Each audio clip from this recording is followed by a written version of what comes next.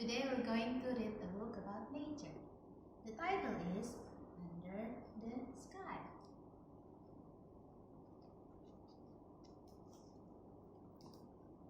Under the sky.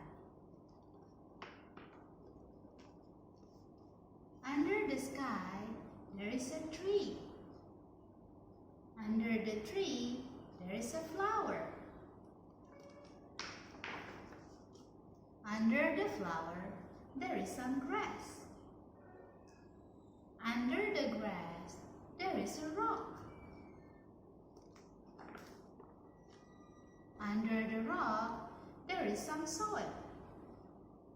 Under the soil, there is a worm. Hello, worm.